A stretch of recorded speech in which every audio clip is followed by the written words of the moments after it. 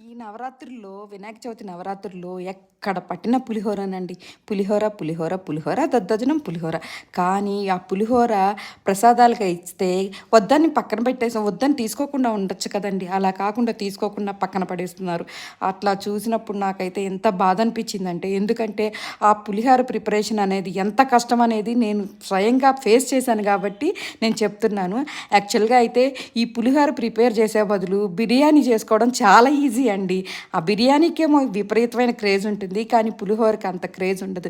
కానీ పులిహోర ప్రిపరేషను కరెక్ట్‌గా సరైన పద్ధతిలో చేస్తే మనం ప్రసాదంగా గుడుల్లో ప్రసాదం ఇస్తారు చూసారా? అంత టేస్ట్ అసలు బిర్యానీ ఎందుకు పనికొస్తుందండి? అంత బావుంటుంది. కానీ కాకపోతే కొంచెం కష్టమైన ప్రాసెస్సు. అది ఎలా చేస్తున్నారు ఏందనేది మా అక్క వాళ్ళు మా అపార్ట్మెంట్‌లో మా పంతులు గారు ఏం చెప్పారంటే మహానైవేద్యం పులిహోరే పెట్టాలని చెప్పారు. సో, ఒక 10 కేజెస్ పులిహోర అయితే ప్రిపేర్ చేసేసాం మేము. అసలు ఎంత కష్టమంటే కష్టపడేటప్పుడు తెలిసింది పులిహోరని ఈసారి నుంచి ఎప్పుడు నెగ్లెక్ట్ చేయకూడదు. కంపల్సరీగా పులిహోర తినాలి అనిపించిందనమాట. అంత కష్టమండి. దీనికంటే చెప్పాను కదా! బిర్యానీ ఈజీగా ప్రిపేర్ చేసేసుకోవచ్చు.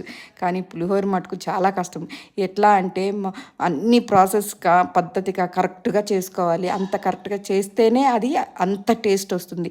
ఆ టేస్ట్ ఉంటేనే పులిహోర అనేది టెంపుల్స్‌లో ఇచ్చేంత టేస్ట్ వస్తుందనమాట. ప్రసాదంగా ఇచ్చిన టేస్ట్. పులిహోర కలిపేటప్పుడు నేనే కలిపాను. యాక్చువల్‌గా మా అక్క చాలా బాగా చేస్తారు వంటలు. మా అక్క చెప్తూ ఉంటే అన్నీ ప్రిపేర్ చేసేసుకొని నేను మా అక్క కలిసి పులిహోర అనేది ప్రిపేర్ చేసేసాము. ఎంత టేస్ట్ వచ్చిందంటే చాలా చాలా బాగుండిందనమాట. అందరూ అసలు అయితే ఒక్క మెతుకు కూడా మిగలలేదు మా పులిహోర అయితే. మీ పులిహోర కూడా ఇంతే టేస్ట్‌గా వచ్చిందా? మీరు పులిహోర చేసుకోవాలంటే ప్రాసెస్ ఏంటి అనేది మీకు ఒకవేళ తెలియకపోతే కమెంట్ చేయండి. కమెంట్ బాక్స్‌లో నేను పులిహోర లింక్ అనేది ఇస్తాను. ఎంత బావుంటుందంటే టెంపుల్స్‌లో ప్రసాదం ఇచ్చేంత ఎంత బావుంటుందో అంత బావుంటుంది.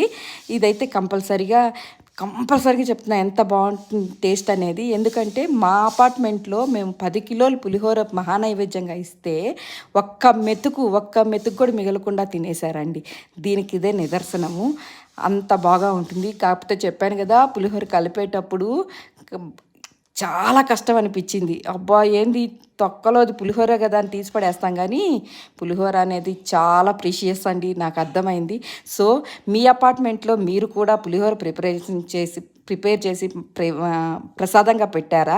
మీరు ఎలా పులిహోర ప్రిపేర్ చేస్తారు?